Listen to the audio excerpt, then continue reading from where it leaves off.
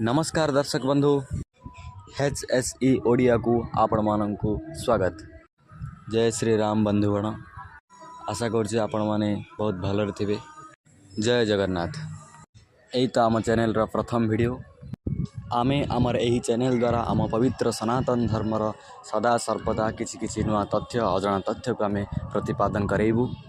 तेणु गोटे छोटिया अनुरोध, आम चैनल को सब्सक्राइब करी सर्वदा आम सहित जोड़ी रही था।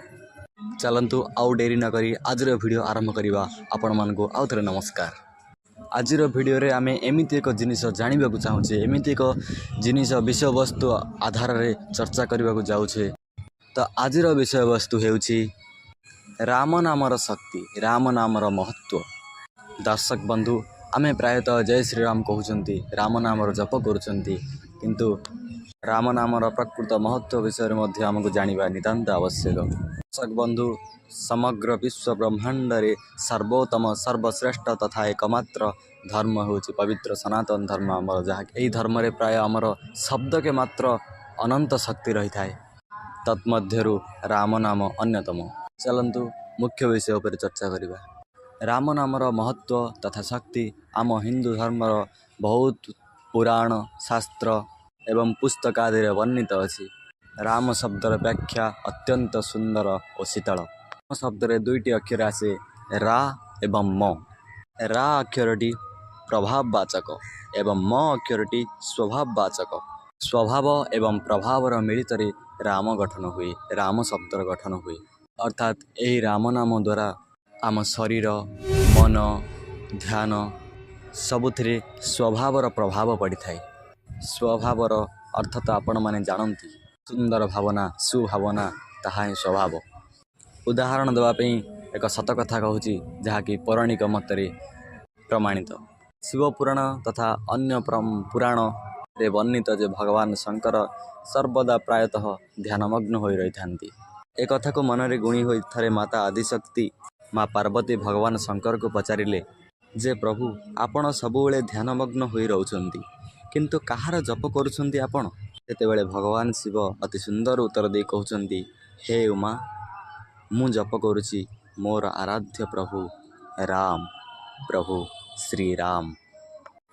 राम यही शब्दटी शुणिया मात्रे, यही नामटी शुणिया मात्रे माता पार्वती अति आतुरित भाव में पुणी प्रश्न करुछंती जे प्रभु राम, यही शब्द रे केते शीतलता अछि? भगवान शिव पुणी उत्तर दौरान, शीतलता तो अच्छी, केवल शीतलता नुहे, अनादि कालरू ए जगतर यही नाम ही सिद्ध एवं सरल मंत्र अटे।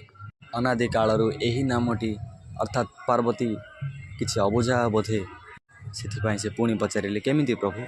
सेतेबेले प्रभु सदाशिव ता पार्वती को किछि विस्तृत भाव में बुझाइबा जाई कहिसेंती, भगवान नारायणंकर एक शक्तिशाली जप मंत्र ओम नमो नारायणाय नमः। मंत्रर बीजाक्षर रा, भगवान शंकरंकर पंचाक्षरी महामंत्र ओम नमः शिवाय। मंत्रर बीजाक्षर म एवं यही दुई महामंत्रर बीजाक्षर रा एवं म सम्मिलन रे राम बनी जाए एवं राम शब्दटी यही दुईटी महामंत्र उत्पत्ति। एवं कहा जाए जे सहस्र विष्णु नाम जप कले जो पुण्य प्राप्ति होता है, गोटे राम नाम तुंडरे धरिले अर्थात गोटे राम नाम ध्यान कले सेतिकी पुण्य प्राप्ति सह समान। अर्थात गोटे राम नाम ध्यान सह उच्चारण करने सहस्र विष्णु नाम जप करने सह समान। वास्तवतः जे राम को चिन्हि पारुनी, जे रामंकर अर्थ बुझी पारेनी, जहाँ हृदय रे राम वास करते नहीं, सतरे बहुत से अभागा कहले अत्युक्ति हेब नहीं। यापर अन्य एक प्रमाण आपण को देवाक जाऊँगी। भगवान शिव माता पार्वती को ब्रह्मज्ञान शुणाइबा समय रे शुक पक्षी कथा और प्रभुंकर ब्रह्मज्ञान शुणाइबा कथा से चरित्र और विषय वस्तु तो आपण मैंने अल्प बहुत जानी। कथित अच्छी जे भगवान शिव और माता सती ब्रह्मज्ञान शुणाइबा समय रे से भोलाशंकर प्रभु श्रीराम सुंदरता और गुणादि विषय रे वर्णना करिवार कथा श्री सुकमुनि राजा परीक्षित को गंगा तीर रे बसी वर्णना करुछंती। मर्यादा पुरुषोत्तम प्रभु श्रीराम कार्यावली गुणावली एवं चरित्र और सुंदरता ए सबु ब्रह्मज्ञान ମାତା ପାର୍ବତୀଙ୍କୁ ଭଗବାନ ଶିବ ଯେତେବେଳେ ଶୁଣାଉଛନ୍ତି ସେ ସମୟରେ ଏ କଥା ମଧ୍ୟ କହୁଛନ୍ତି ଯେ ପ୍ରଭୁଙ୍କର ଲୀଳା ଓ କାର୍ଯ୍ୟ କେମିତି ଥିଲା।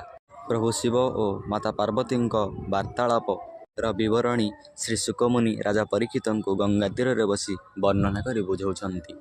ଏହି କଥାଟି ଶ୍ରୀମଦ୍ ଭାଗବତର ନବମ ସ୍କନ୍ଧର ଅଷ୍ଟମ ଅଧ୍ୟାୟରେ ମଧ୍ୟ ବର୍ଣ୍ଣିତ। ଏହି କଥାଟି କଥିତ ଏବଂ ପ୍ରମାଣିତ ମଧ୍ୟ। ତତ୍ପରେ ଏକ ଗୁରୁତ୍ୱପୂର୍ଣ୍ଣ କଥା ଯେ ରାମ ଶବ୍ଦର ସଂସ୍କୃତ ମୁଁ ଆପଣଙ୍କୁ କହିଦେଉଛି ଯେ ରାମ ଶବ୍ଦ ସିଏ ଯେଉଁଥିରେ ସମ୍ପୂର୍ଣ୍ଣ ବ୍ରହ୍ମାଣ୍ଡ ଅନ୍ତର୍ନିହିତ। ଯେ ରାମ ସିଏ ଯାହା ଇଶାରାରେ ଯାହା ଆଦେଶରେ ସମ୍ପୂର୍ଣ୍ଣ ବିଶ୍ୱ ବ୍ରହ୍ମାଣ୍ଡ ଚଳିତ।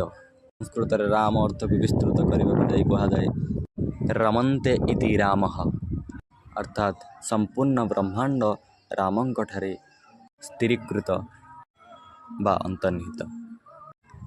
ମହାନ ଗ୍ରନ୍ଥ ମହାନ ପୌରାଣିକ ଗ୍ରନ୍ଥ ରାମାୟଣରେ ମଧ୍ୟ ରାମଙ୍କର କାର୍ଯ୍ୟାବଳୀ ସହିତ ନାମ ଓ ଏହାର ଉଚ୍ଚାରଣର ଫଳ ଲାଭ ଓ ମହାନତା ସମ୍ପର୍କରେ ବୁଝାଯାଇଅଛି। ସ୍ୱର୍ଗୀୟ କବି ନରସିଂହ ମାଠ ଓ ତାଙ୍କ ସ୍ୱରଚିତ ରାମାୟଣ ରଘୁନାଥ କୀର୍ତ୍ତନ ବା ମାଠ ରାମାୟଣର ଲଙ୍କାକାଣ୍ଡର ଶେଷ ଭାଗରେ ସ୍ପଷ୍ଟ ବର୍ଣ୍ଣିତ ଓ ରଚିତ। ସେଠାରେ କବି ନରସିଂହ ମାଠ ରାମ ନାମର ମାହାତ୍ମ୍ୟକୁ ଅତି ସୁନ୍ଦର ଭାବେ ବର୍ଣ୍ଣନା କରିଛନ୍ତି। ରାମ ନାମର ମହତ୍ତ୍ୱକୁ ବର୍ଣ୍ଣନା କରିବାକୁ ଯାଇ କହିଛନ୍ତି ବା ଲେଖିଛନ୍ତି। କିଛି ପଂକ୍ତିର ଉଚ୍ଚାରଣ ଓ ଆବୃତ୍ତି କରି ମୁଁ ଆପଣଙ୍କୁ ଶୁଣାଇଦେବି। ରଘୁନାଥ କୀର୍ତ୍ତନ ଅଖଣ୍ଡ ସୁଧାରସ, ଶ୍ରବଣେ ଚଉବର୍ଗ ପ୍ରାପତ ଛାରକିଶ। କଳିମଳି ତରଣୀ କାରଣ ମୋକ୍ଷପଦ, କୋଟି କର୍ମ କଷଣ ତୁଟିବ ଜନ୍ମବଧ। ଜଳସ୍ଥଳ ଅନଳ ସଙ୍କଟୁ ହୋଏ ପାରି, ଯେମୁଖେ ରାମ ନାମ ଭାବେ ଅଭାବେ ଧରି। ଶ୍ରବଣେ ଶୁଣି ଯେବା ବଦନେ ନିତ୍ୟେ ଗୁଣି, ନିକଟରେ ପ୍ରସନ୍ନ କୋଦଣ୍ଡ କାଣ୍ଡ ପାଣି। ଅର୍ଥାତ୍ ସେ ଏଠି ବୁଝେଇବାକୁ ଯାଉଛନ୍ତି ଯେ ରାମ ନାମର ଅର୍ଥ କହିବାକୁ ଯାଇ ସେ କହିଛନ୍ତି ଯେ ରାମ ନାମର ଉଚ୍ଚାରଣ ବା ଜପରେ ଏତେ ଶକ୍ତି ଥାଏ ଯେ କେତେ ବଡ଼ ଦୁଃଖ କଷଣ କର୍ମ କଷଣ ଜଳ ସ୍ଥଳ ଅନଳ ସଙ୍କଟରୁ ପାରି ହୋଇଥାଏ। ସେ ଅନ୍ୟ ଏକ ପୁଷ୍ପାଞ୍ଜଳି ବନ୍ଦନାରେ ମଧ୍ୟ ବର୍ଣ୍ଣନା କରିଛନ୍ତି ରାମ ନାମର ମାହାତ୍ମ୍ୟ। ସେ କହିଛନ୍ତି ଦୁଃଖୀ ଦୁଃଖ ଦହନ ଯେ ରାମ ନାମ ଗୋଟି, ଶୁଣିଲେ ଦୁଃଖ ଯାଏ ଦରିଦ୍ର ବାଧ ତୁଟି। ଜଳସ୍ଥଳ ଅନଳ ଅମୟ ଆପଦରେ, ଭାବେ ଅଭାବେ ଯେ ଶ୍ରୀରାମ ନାମ ସ୍ମରେ। ଶରଣ ପଞ୍ଜର ସେ ସଙ୍କଟୁ ପାର କରି, ପ୍ରାଣୀଙ୍କି ଉଦ୍ଧାରନ୍ତି କୋଦଣ୍ଡ କାଣ୍ଡଧାରୀ।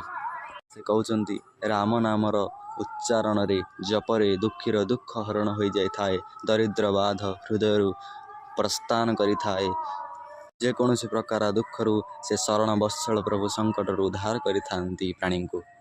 ବହୁ କଥାର ଜ୍ୱଳନ୍ତ ଉଦାହରଣ ତଥା ପ୍ରମାଣ ଦେବାକୁ ଯାଇ ସେ ଆଉ ଏକ ପଂକ୍ତି ଲେଖିଛନ୍ତି ଦୁର୍ଗମ ପଥେ ଚିତେ ଦିବସ ଅବା ନିଶି, ଚିନ୍ତିଲେ ସଙ୍ଗେ ସଙ୍ଗୀ ଦଣ୍ଡକାରଣ୍ୟବାସୀ। ଅର୍ଥାତ୍ ସେ କହୁଛନ୍ତି ଯେତେବେଳେ ରାମ ବନବାସ ଯାଇଥିଲେ, ଦଣ୍ଡକାରଣ୍ୟରେ ଯେତେବେଳେ ପହଞ୍ଚିଥିଲେ, ସେତେବେଳେ ଦଣ୍ଡକାରଣ୍ୟବାସୀମାନେ ତାଙ୍କୁ ଚିନ୍ତା କରିଥିଲେ, ହୃଦୟରେ ଭକ୍ତି ସହିତ ତାଙ୍କୁ ଧ୍ୟାନ କରିଥିଲେ ଏବଂ ସେ ଦଣ୍ଡକାରଣ୍ୟବାସୀଙ୍କର ଦୁଃଖ ଦୂର କରିଥିଲେ। ଏତଦ୍ ବ୍ୟତୀତ ରାମାୟଣ ମହାକାବ୍ୟରେ ଆହୁରି ବହୁତ କିଛି ପ୍ରମାଣ ଆମ ପାଖରେ ଉପସ୍ଥିତ। ଯେମିତିକି ରାମ ନାମ ଉଚ୍ଚାରଣ ଶକ୍ତିରେ ହନୁମାନ ଦୁର୍ଲଙ୍ଘ୍ୟ ଲଙ୍କାପୁରୀକୁ ଏକ କୁଦାରେ ଗତି କରିପାରିଥିଲେ। ଭକ୍ତିର ସହ ରାମ ନାମ ଉଚ୍ଚାରଣ କରିବାରେ ଏତେ ଶକ୍ତି ଆସିଲା ଯେ ସେ ଶକ୍ତି ଯୋଗୁଁ ଲଙ୍କା ଆଉ ଦୁର୍ଲଙ୍ଘ୍ୟ ହୋଇ ରହିଲା ନାହିଁ। ପୁଣି ଆଉ ଏକ ଚରିତ୍ର ବା ବିଷୟବସ୍ତୁ ଯେତେବେଳେ ଲକ୍ଷ୍ମଣ ଶକ୍ତିଭେଦ ହୋଇଛନ୍ତି, ରାମ ନାମ ଉଚ୍ଚାରଣରେ ଗନ୍ଧମାର୍ଦ୍ଦନ ପର୍ବତକୁ ହନୁମାନ ଅଙ୍ଗୁଳି ପରାଏ ଟେକି ଆଣୁଛନ୍ତି। ଏତେ ଶକ୍ତି ପ୍ରଭାବ ରହିଥାଏ ରାମ ନାମର ଉଚ୍ଚାରଣରେ। ସତରେ ଆମେ ପବିତ୍ର ହିନ୍ଦୁ ଧର୍ମର ଗ୍ରହୀତା ତ ନୁହଁ, ଆମକୁ ଏକ ବରଦାନ ମିଳିଛି, ଆଶୀର୍ବାଦ ପାଇଛେ। ଆମେ ହିନ୍ଦୁ ଧର୍ମକୁ ଅବଲମ୍ବନ କରି ଜୀବନ ବିତାଉଛେ। ସନାତନ ଧର୍ମ ଛଡ଼ା ତ ବିଶ୍ୱ ବ୍ରହ୍ମାଣ୍ଡ ପ୍ରକୃତି ତଥା ସବୁକିଛି ଅଧୁରା। ତଥାପି ସମସ୍ତେ ତ ସନାତନ ଧର୍ମକୁ ଅନୁସରଣ କରୁନାହାନ୍ତି। ଠିକ୍ ଅଛି, ଯେ ଯାହା କରଇ ସେ ତାହା ଭୁଞ୍ଜଇ, ମିଛେ ମିଛେ ପାର୍ଥ ଭାଗ୍ୟକୁ ନିନ୍ଦଇ। କିନ୍ତୁ ଏ ପରମ ପବିତ୍ର ଅନୁସରଣ ରାସ୍ତାକୁ ଆମେ ଛାଡ଼ିବା ନାହିଁ। ଆମ ପ୍ରଭୁଙ୍କର ନାମ ମାତ୍ରକେ ଏତିକି ଶକ୍ତି ରହିଛି, ଆମକୁ ଏହା ତ ଜାଣିବା ନିହାତି ଆବଶ୍ୟକ।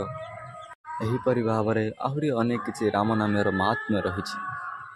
धन्यवाद दर्शक बंधु। आउ एक विषय वस्तु नहीं पुणी आसवा पुणी भेट हवा आउ एक भिडियो आपणक मूल्यवान समय देथिबारु धन्यवाद एवं एहीपरी सूचना एवं धार्मिक वीडियो और 100% प्रमाणित विश्वासयोग्य एवं भ्रांत धारणा दूरीकरण पाई आम चैनल सहित जोड़ी रुहंतु। परिशेष समस्त को आउ थे अनुरोध दयाकोरी आम चैनल टी सब्सक्राइब करी वीडियो टी भल लगी लाइक करंतु। जय श्री राम, जय जगन्नाथ। समस्त को आउ थे नमस्कार।